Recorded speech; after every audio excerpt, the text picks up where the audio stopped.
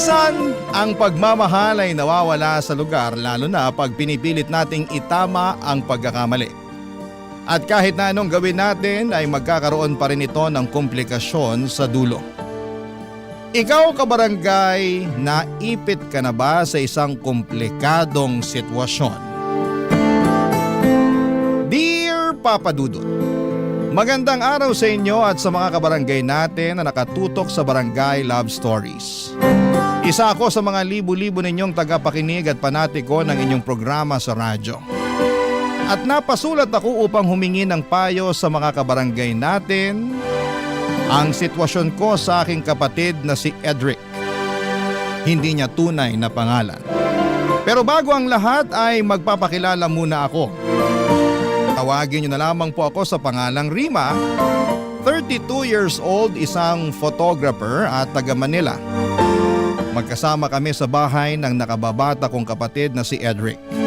Nagtatrabaho sa abroad ang mga magulang namin at kahit gustuhin ko nang bumukod ng tirahan ay hindi ko magawa dahil nakiusap sila na bantayan namin ng kapatid ko ang bahay namin dito nga sa Manila.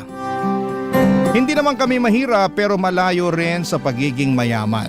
Siguro ay may kaya lamang dahil parehong masipag magtrabaho ang parents namin. Pero katulad ng ibang pamilya ay hindi rin perpekto ang sa amin, Papa Dudut. At ang pinakamalaking isyo ko ay ang pagiging sutil at pasaway ng nag-iisa kong kapatid, Papa Dudut.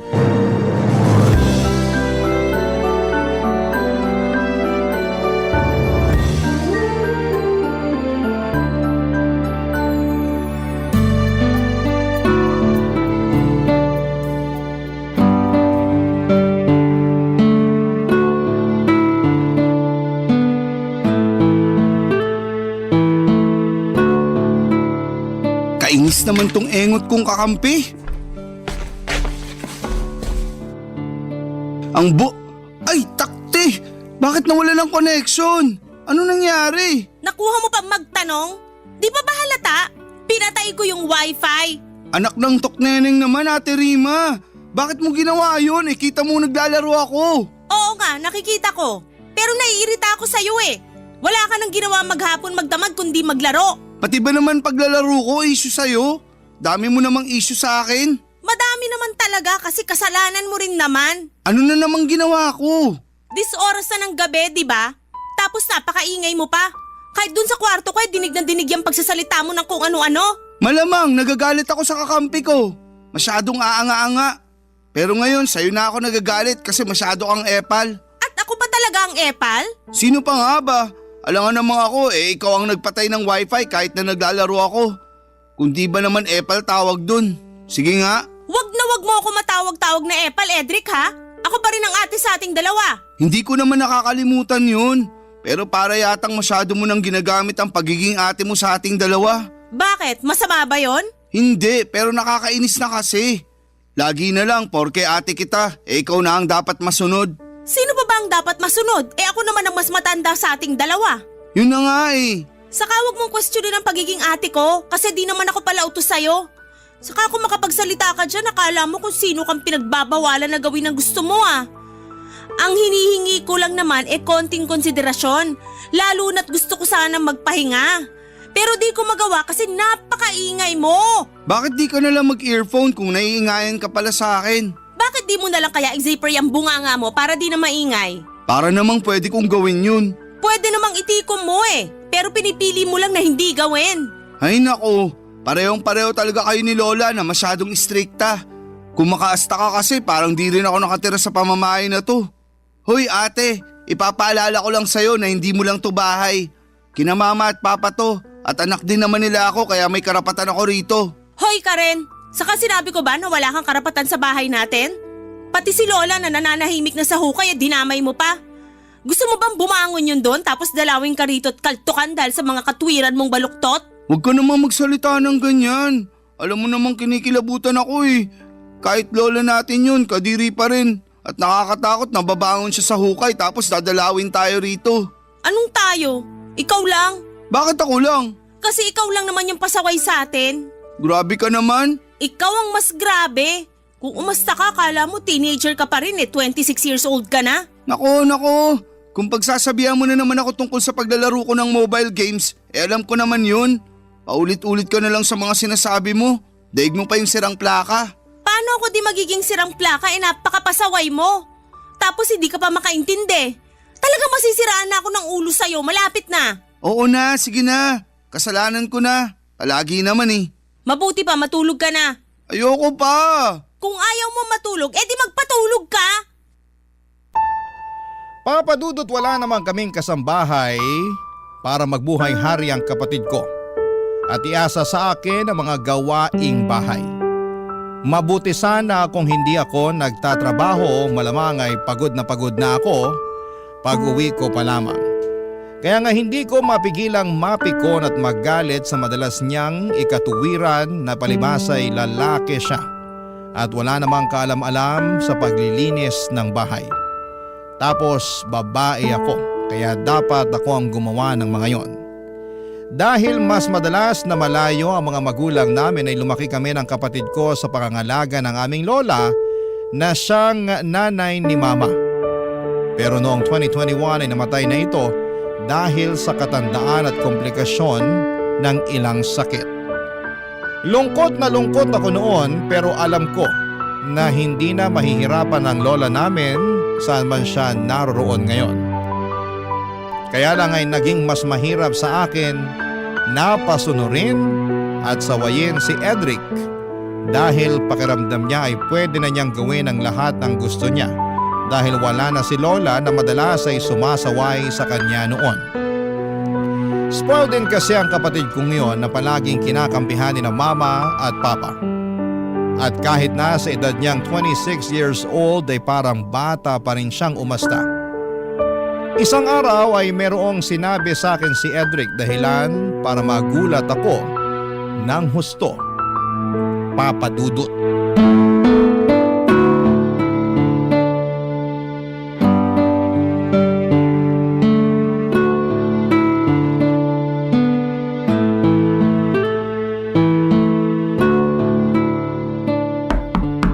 Bukas yan. Ate Rima, busy ka ba? Medyo. Marami kong ini-edit. Mamaya na yan. Usap muna tayo. Tungkol saan ba yon? Basta. Anong basta? Di ba pwedeng sabihin mo na ngayon? Pwede naman pero papasok muna ako sa kwarto mo, pwede? Pwede, pero hanggang dyan ka lang sa may pinto. Grabe ka talaga sa akin. O sige, dyan ka na lang sa likod ng pinto. Sa likod ng pinto? Eh di sa labas na yun. Ano ba kasing sasabihin mo? Sabihin mo na kaysa nagpapaligoy-ligoy ka pa dyan. Sinasayang mo lang oras mo, kita mong dami ko pang trabaho. Ate naman eh. Ano nga yon? Ano kasi? Huwag kang magagalit ha. Depende kung ano na naman yung ginawa mo. Sobra ka naman. Parang lumalabas eh. Wala na akong ginawang matino. Kung may matino ka mang ginawa, mabibilang lang sa mga daliri ko sa kamay. Pero kung kalokohan, kasutilan at pagiging pasaway, lagpas na sa lahat ng mga daliri ko sa kamay at paa. Kaya sabihin mo na kung ano yung gusto mong sabihin. Sige, pero... Ay, bahala na nga. Pero gusto ko lang sabihin na magiging tita ka na. Ha? Sorry, pero parang nabingi yata ako. Ano uli yung sinabi mo? Sabi ko, magiging tita ka na. Paano nangyari yon? Kasi magkakaanak na ako. Ha? Uulitin ko na naman ba yung sinabi ko? Hindi. Pero seryoso ba yan? Magkakaanak ka na? Oo. Pero wala ka namang girlfriend ah. Akala mo lang wala, pero meron. At hindi mo man lang pinakilala sa amin nila mama at papa. Eh, bago pa lang naman kami. Gaano ka bago? 1 buwan. Tapos nabuntis mo na agad? Syempre, magaling tong kapatid mo. Binida mo pa talaga yan sigurado ka na ba dyan sa pinasok mo? Hindi naman sa pag-aano, no? Pero hindi biro-biro ang pagkakaroon ng anak. Alam ko naman yun. Tsaka feeling ko ready na naman ako para magkaanak. Ang tanda ko na kaya. Ayoko namang dumating yung punto na uugod-ugod na ako tapos tsaka pa lang ako magkakaanak. Kaya ikaw ate, mag-anak ka na rin. Sige ka. At bakit naman napunta sa akin ang usapan? Concerned lang naman ako sa matres mo kasi, di ba? Ganun yung mga babae. Habang tumatanda nahihirapan na magkaanak. Salamat sa concern mo sa matres ko pero ayos lang naman ako. Hindi ko pa gusto magkaanak kasi alam ko wala pa akong may papakain sa magiging baby ko. Grabe ka naman. May trabaho ka naman ah.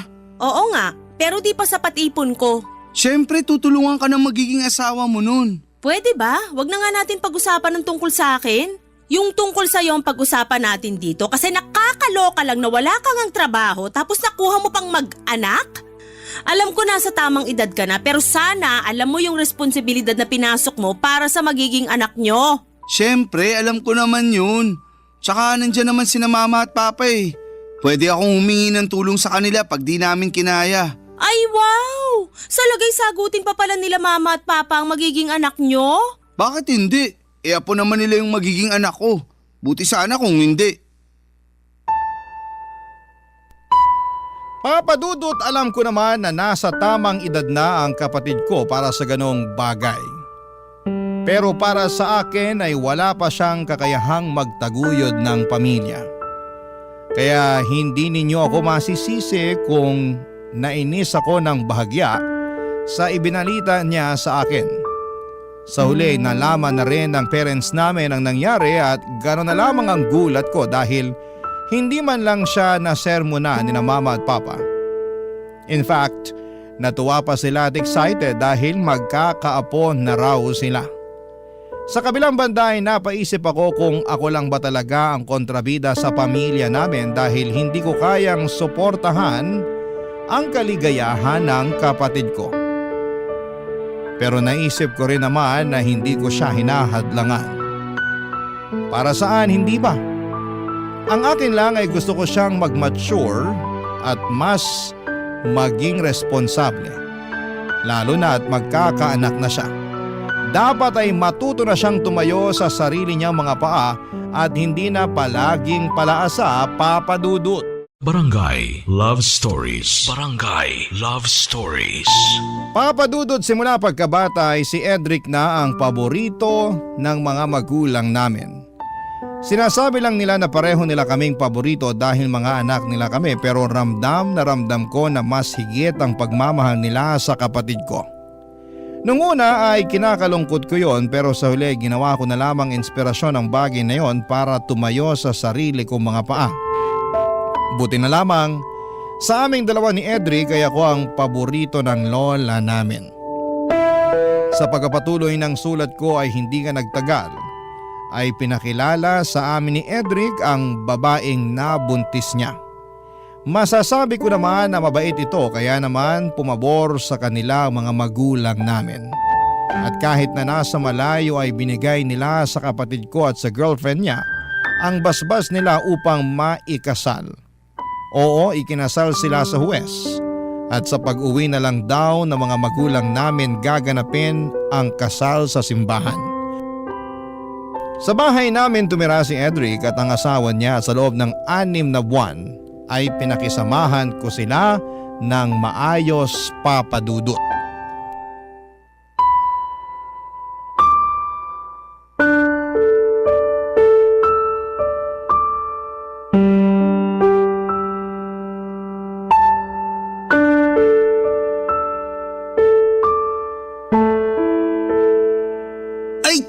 Naman, Bopols, wagas. Imbis na pa ganito, pa ganon. Edric, kailan mo planong hugasan yung mga pinggan dun sa lababo? Mamaya na. Kanina ka pa mamaya ng mamaya eh. Ikaw nga, kanina ka pa utos ng utos dyan. Aba, bakit naman nagagalit ka dyan? Kasi masyado kang utosera. Sabi-sabi ka pa nun na di ka pala utos, pero pati paghuhugas ng pinggan sa akin mo pa inaasa. Kita mong busy ako oh. Naglalaro ako, di ba? Ay, takte! Wala na. Talo na kami nag-dial sa'yo. At bakit ako sinisisi mo? Sino pa ba sisisihin ko? Yung asawa ko wala naman dito kasi nasa trabaho. Buti pa yung asawa mo kahit buntis ang sipag-sipag magtrabaho. Tapos ikaw na naturingang lalaki nga pero nandito lang sa bahay at naglalaro lang ng mobile games.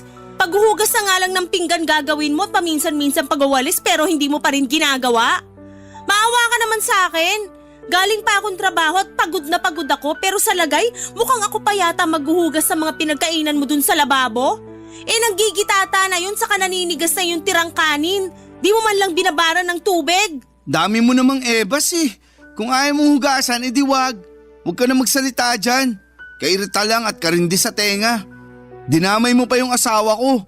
Kinumpara mo pa ako sa kanya di nga yung nagrereklamo. Siya naman may sabi na sayang daw kung magre-resign siya sa trabaho. Lalo't pinaghirapan niya yung posisyon niya ngayon. Kaya pinagbigyan ko. Oh, ikaw, anong plano mo sa buhay? Hihilata ka na lang dito sa bahay at maglalaro ng mobile games hanggang mga anak-asawa mo? Bakit ka ba kasi nakikialam sa amin? Hindi naman sa nakikialam ako. Pero curious lang ako at concerned para sa pamilya nyo. Alam ko naman na wala na akong pake rito. Pero hindi ko lang mapigilan pagsabihan ka lalo na nakatira tayo sa iisang bubong. Para sa akin responsibilidad ko yon kasi ate mo pa rin ako. May katapusan din pagiging ate mo sa akin, lalo na may asawa na ako. Wow ha?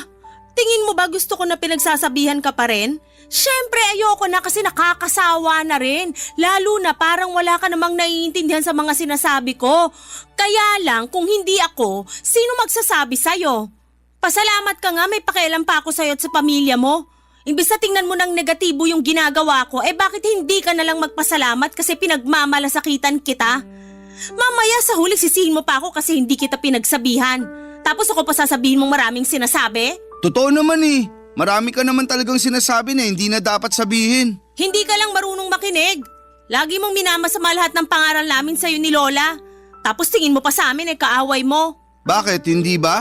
Hindi naman talaga kasi pamilya tayo. Pamilya raw. Totoo naman Kung pamilya tayo, dapat sinusuportahan mo ako sa desisyon ko nung mag-asawa. Kaso hindi Anong hindi pinagsasasabi mo dyan? Mukha kasing hindi ka masaya nung pinakilala ko sa inyo nila mama at papa yung mapapangasawa ko. Nakasimangot ka pa nga nun. Parang pinagsakluban ng langit at lupa ang itsura mo. Kairita. Hoy, bago mo ako akusahan ng ganyan, sana binalikan mo muna lahat ng maayos sa pakikisama na ginawa ko sa inyo ng asawa mo nung tumira siya rito. Kung makapagsalita ka, masyado mo na akong hinuhusgahan dahil lang sa reaksyon ko nung time na yon. Saka bakit di ako magiging masaya? Ewan ko. Siguro naiinggit ka sa akin kasi naunahan kitang maikasal. Hindi ako inggit sa'yo, no? Ayoko na lang magsalita. Buti pa maghugas ka na ng pinggan dyan. Kainis naman Ayoko nga maghugas ng pinggan. Papa Dudut, masasabi kong mabait ang napangasawa ni Edric. Masipag din ito sa bahay. Pag walang trabaho kaya naging close nga kami. Pero nasa kapatid ko talaga ang problema dahil akala ko ay magbabago na siya lalo na at magkakaanak na rin sila. Kaya lang ay parang lalong lumala ang katamaran niya, bagay na hindi ko na kayang palampasin. Kaya naman napagsabihan ko na siya. Bale, ang asawa niya kasi ang nagtatrabaho sa kanila at ang kapatid ko ay nasa bahay lang. Kaya lang noong kalagitnaan ng 7 buwan ng tiyan ng asawa ng kapatid ko ay nag-early labor siya. Kaya naman na-confine siya noon sa ospital. Nanatili siya doon ng halos 1 buwan bago nag-decide ang mga doktor na isesaryan na siya.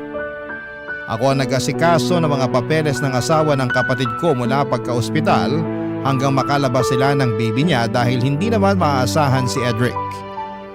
Kahit nakakapagod ay masaya naman ako.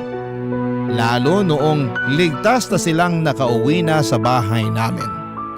Mabilis na nagdaan ng 6 na buwan ang kapatid ko ang naatasang mag-alaga sa anak nila habang nagtatrabaho ang asawa niya.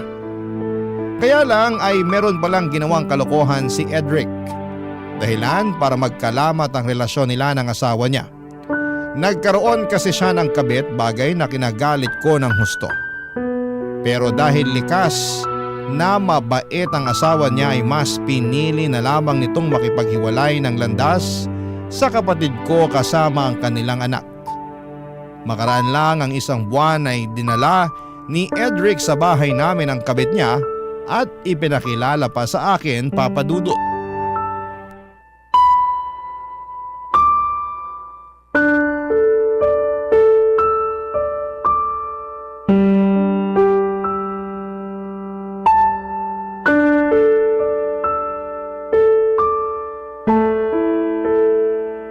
Ate Rima, siya nga pala si Abilene, girlfriend ko.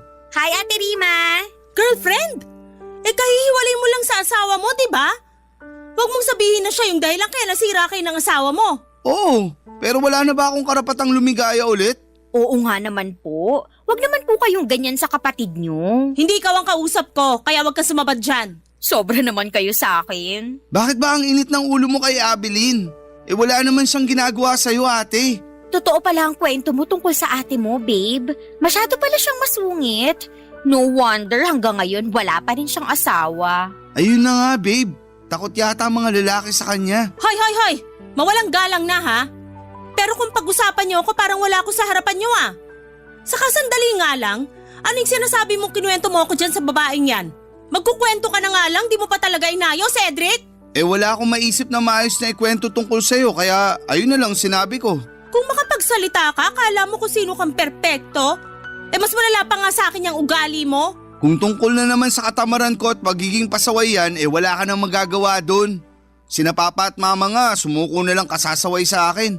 Manawa ka naman, ate. Sawa na ako para sa kaalaman mo. Excuse me lang pero wag niyo naman akong itsapuera. Sa lagay, parang saling ket-ket lang ako sa usapan niyo. Wag naman ganun. Ano ba kasing sasabihin mo? Wala naman, pero gusto ko lang maramdaman na welcome ako sa bahay niyo. Bakit ko naman gagawin yun? Kabit ka lang naman ng kapatid ko. Hoy, Ate sobra ka naman. naman magsalita. Oh, bakit? Totoo naman sinabi ko, di ba? Kahit kabit ako, may damdamin pa rin akong marunong masaktan. Wow! Kung sabihin ko mas masakit pa rin yung ginawa mo sa asawa ng kapatid ko kaysa dyan sa nararamdaman mo, no? Para yan lang, dinadaing mo na? Hindi ko naman siguro kasalanan kung mas binahal ako ng kapatid niyo kaysa sa dati niyang asawa. Sa bagay, ako na to eh. Diba babe, ako na to eh. Oo, babe ko. Ay, nako, napaka-ilusyonada. Tama na nga ang pagsasalita mo ng ganyan sa girlfriend ko. Kung di mo kayang tanggapin si Abilene, sana respetuhin mo na lang siya. Marunong ako rumispeto sa taong karespe-respeto. Naku, talaga naman.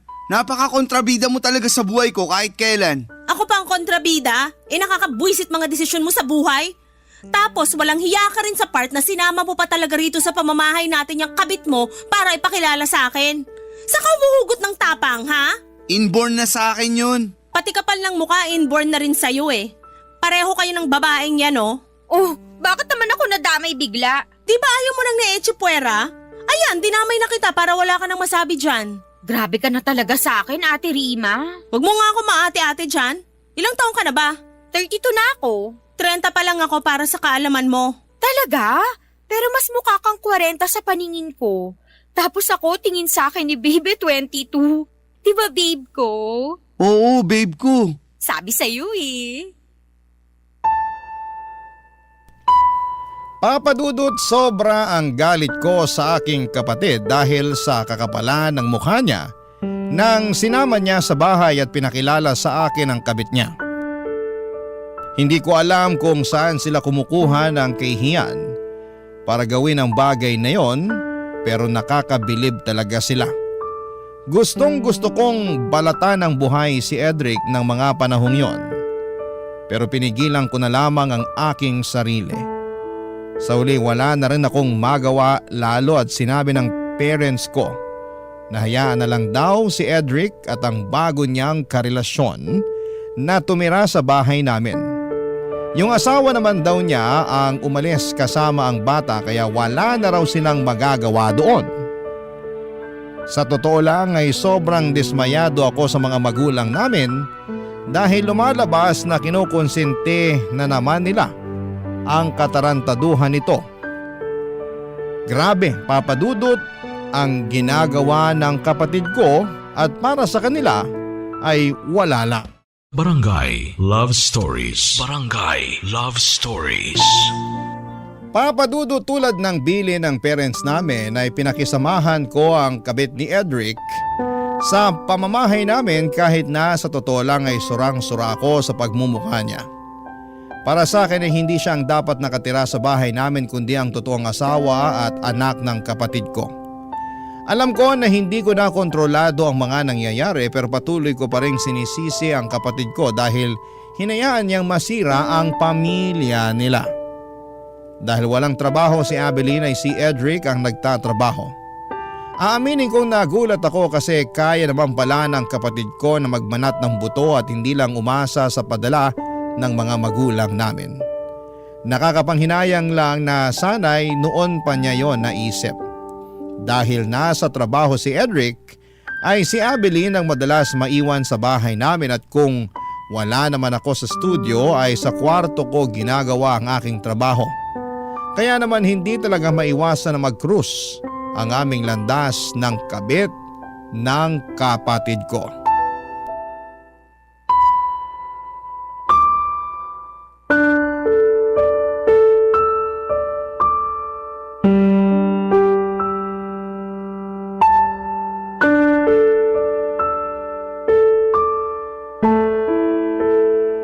Ate Rima, pwede bang mag-request ng ulam mamaya? Kasi nagsasawa na ako sa purong isda. Ganun ba kayo rito sa bahay? Wala bang karne naman? Lapit na ako magkakaliskis at buntot oh. Ay wow! Ikaw pa talaga na walang ambag sa pagtira rito sa bahay ang malakas sa loob mag-request ng ulam? Sobra ka naman sa walang ambag. Totoo naman eh. Kaming lahat dito, pati na rin mga magulang namin ay nagtatrabaho. Ikaw lang ang buhay reyna rito. Bagay talaga kayo ng kapatid ko kasi nagbuhay hari rin niya nun sa dati niyang asawa eh. Balita ko nga yung asawa ni Babe ang nagtatrabaho at hindi siya. Pero di yun uubra sa akin dahil gusto ko may provider's mindset ang lalaki. Para naman may pambubuhay siya sa amin ng magiging anak namin. Yun ang ideal man ko. Kung yan palang ideal man mo, sana sinama mo na rin doon na hindi pamilyado yung lalaking makakarelasyon mo. Hindi ko naman siguro kasalanan na single ang pakilala sa akin ni Edric noon. Tapos nagkagustuhan na lang kami. Huli na nung inamin niya na may asawa at anak na pala siya. Oh, alam mo naman pala eh. Pero bakit pinagpatuloy mo pa rin ang pakikipagrelasyon sa kanya? Na-in love na nga kasi ako. At wala na akong magagawa kasi tumibok na yung puso ko para kay Edric. Wala raw magagawa. Ang sabihin mo, ginusto mo rin talaga na manira ng pamilya ng may pamilya. Bakit ka ba ganyan sa akin? Kailan mo ba ako hindi susungitan o iinsultuhin sa tuwing nag-uusap tayo, ha? Hindi porket ate ka ni Edric, akala mo hindi na rin kita papatulan. Dapat ko bang ipagpasalamat yung di mo pagpatol sa akin? Kilala kitang mahilig pumatol, lalong-lalo na sa may asawa. Bakit ba kasi tayo nakarating dyan? Nagre-request lang naman ako ng masarap na ulam mamaya. Kapal talaga ng mukha mo. Hindi ka kapala ng mukha yun kasi may karapatan naman ako. Wawa? Anong karapatan yun? Ni magwalis ng sahig kahit ang dumi na at marami nang nagkalat na buhok ni hindi mo man lang magawa. Puro ka na lang higa, hilata at panay ka rin cellphone. Sa umaga di mo man lang mapaglutuan ng almusal yung kapatid ko kaya laging gutom bago pumasok ng trabaho. Di mo rin siya mahandaan ng pananghalian kasi tirik na ang araw pero naghihili ka pa sa higaan. Sinubukan ko naman ipagluto ng almusal si Edric, kaso nasunog ko lang yung itlog sa bacon kaya hindi niya na nakain. Tapos nung pinabaunan ko siya ng pananghalian, nagreklamo siyang hilaw daw yung kanin. Kaya ending, nag-order na lang siya ng makakain niya online. Simula nun, sinabi ko sa sarili ko na hindi na ako makikialam sa kusina niyo. Kaya pala pati paghuhugas ng pinggan ng mga pinagkainan nyo naman hindi mo pa magawa? Ano ba ako rito? Katulong nyo? Tagaluto ng pagkain nyo, tagahugas sa mga pinagkainan nyo? Kasi kung oo, sobra namang kakapal ng mukha nyo. Huwag ka nang magalit. Pamilya naman tayo, di ba? Excuse me? Hindi tayo pamilya para sa kaalaman mo. Kahit kailan, hindi mo mapapalitan ang posisyon ng asawa ni Edric sa pamamahay na to. At kahit kailan, hindi kita ituturing na kaano-ano. Mangilabot ka nga sa pinagsasasabi mo. Alam mo, ayaw din naman kitang maging pamilya eh. Mamaya, mahawa pa ako sa kasungitan mo, di maaga naman akong tumanda at pumangit niyan. Sinasabi mo bang mukha ko matanda at pangit? Ay, hindi lang mukha kasi matanda ka na talaga sa kapangit.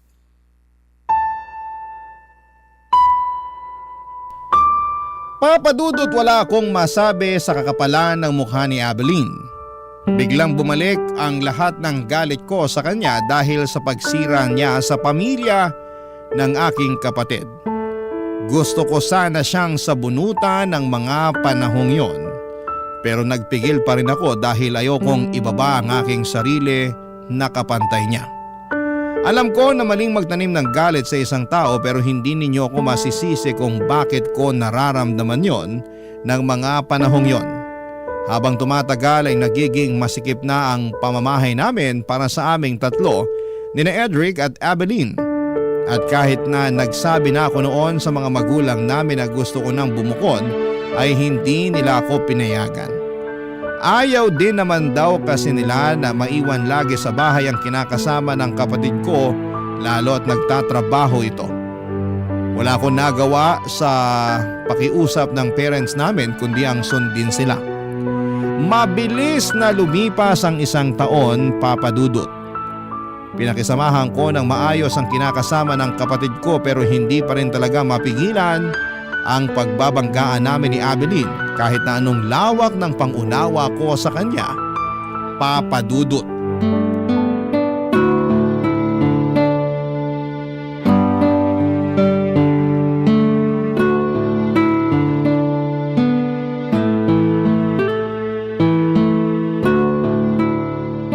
Wow! Ang ganda naman ng damit na to.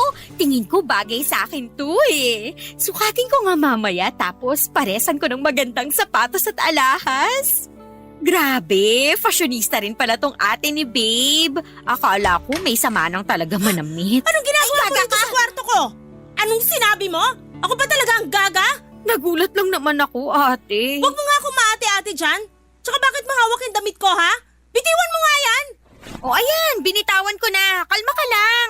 Para kang dragon na bubuga ng apoy anytime. Sana nga dragon na lang ako para mabugahan kita ng apoy hanggang matusta ka.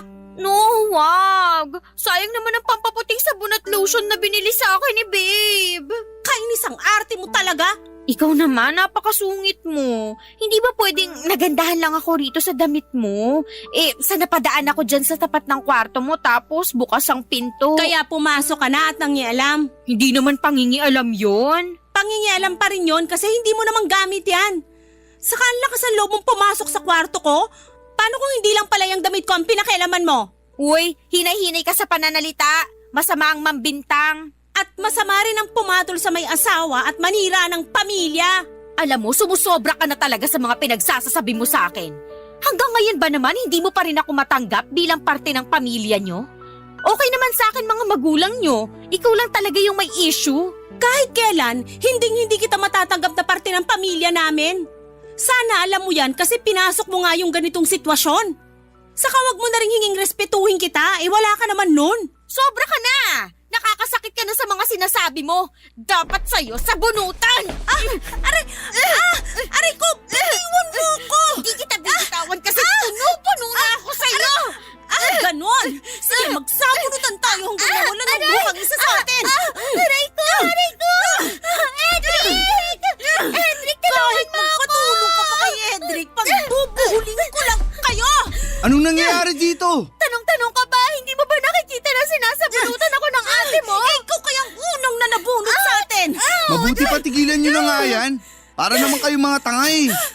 Yang babaeng lang yan ang tanga dahil siya lang naman ang pumasok sa kwarto at nangialam ng mga gamit ko.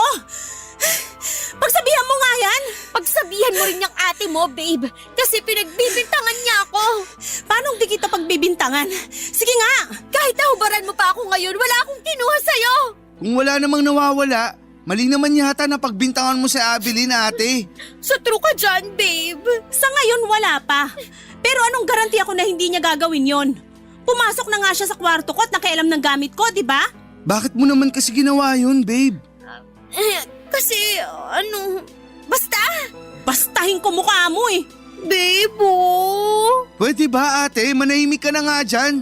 Tagal-tagal na ni Abeline dito. Pero hindi pa rin mawala-wala yung issue mo sa kanya. Sumusobra ka na talaga. Isusumbong na kita kay na mama at papa. Ako ba talagang sumusobra? Kamusta naman kaya kayo ng kinakasama mong yan? Kung sumusobra na pala kami, bakit di ka na lang umalis dito sa bahay? Kahit gustong gusto kong umalis, ayaw naman nila mama at papa kasi wala na silang tiwala sa inyong dalawa. Pero grabe na talaga kasi malapit-lapit na ako masiraan ng ulo sa inyo. Alam mo, Edric, ikaw talaga may kasalanan nito eh.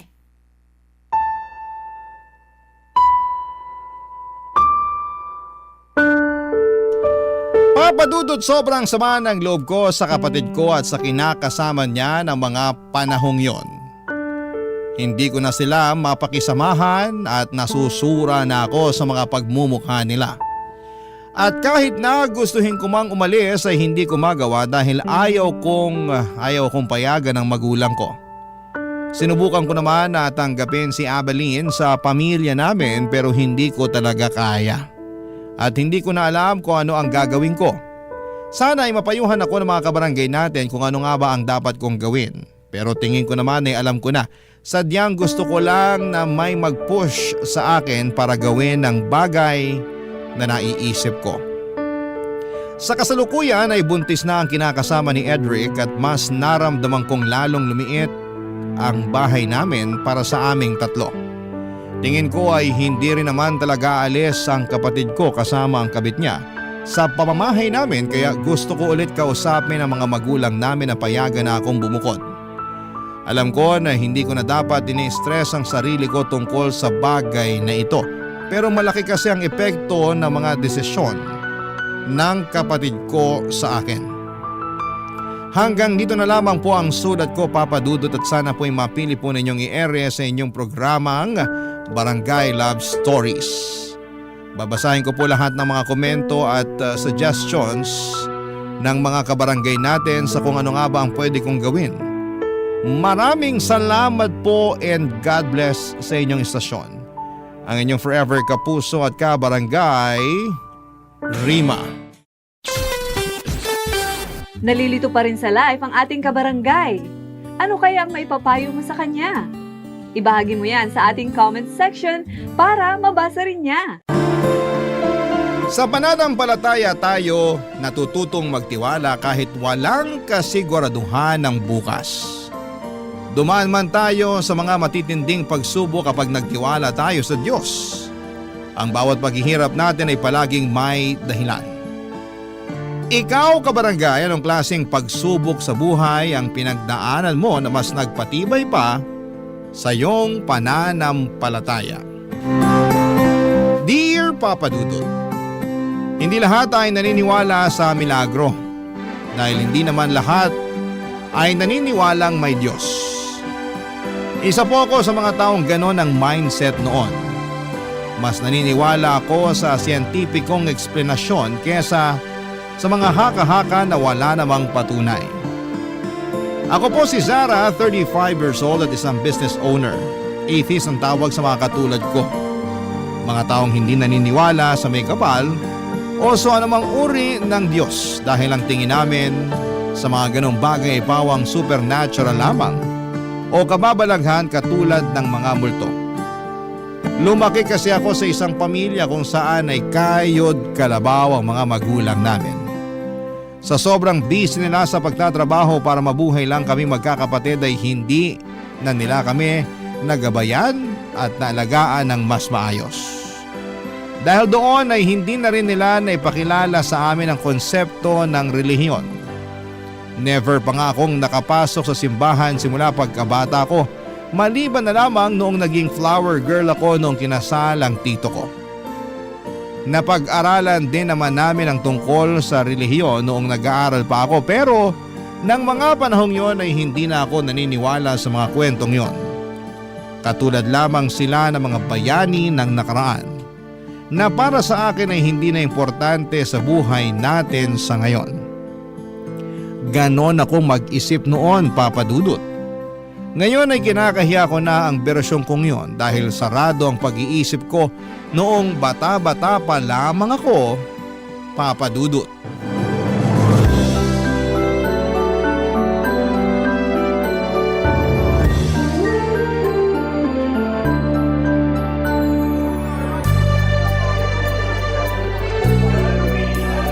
Alam mo, pangatlong kape ko na to para sa araw na to.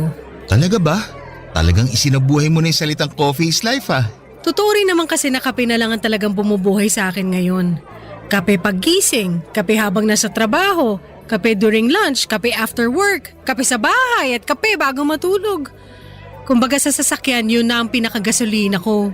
Kaya kahirap matulog sa gabi. Kape ba naman kasi laging laman ng buong sistema mo? Ewan ko ba?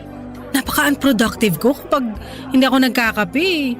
Parang wala akong gana sa buhay kapag walang kape. Mabuti na lang pala nagkalat ang coffee shops dito sa trabaho mo. Kaya sabi ko sa'yo, dito na lang tayo magkita kasi maraming pagpipilian dito. Maiba tayo. Hindi pala ako pwede next weekend kaya cancel na lang muna yung Tagaytay natin. Ha? Bakit naman? May youth camp yung church namin sa Sabado at Linggo. Ako yung isang sasama sa kanila para magbantay. Ano ba yan? Para saan ba yung youth camp na yan? Community building tsaka spiritual growth ng mga kabataan sa church namin. Mga ganun bagay. Ano namang ginagawa nyo doon? Nagdadasal? Hindi lang naman pagdarasal yung ginagawa doon. Maraming activities. Tulad ng ano? Basta, marami. Gusto mo sumama para malaman mo? No thanks. Gagala na lang ako. Baka mamaya masunog pa ako kapag sumama ako dyan sa paemin nyo. Subukan mo lang. Masaya yun. Ay naku, magmumukha lang akong KJ doon. Alam mo naman ako hindi ako maganyang tao. Oo nga pala. Ano ulit yung tawag sa tulad mo na hindi naniniwala sa Diyos? Atheist ba yun? Oo, atheist ang tawag sa mga taong mas naniniwala sa science kaysa sa mga gawa-gawang kwento lang. Okay. Oh, bakit? Magsisimula na naman ba tayo magdebate tungkol dyan? Hindi kita urungan. Huwag na. Matatalo ka rin naman eh. Natalo ka nga nung huling nagdebate tayo. Hindi excuse me. Pero bakit?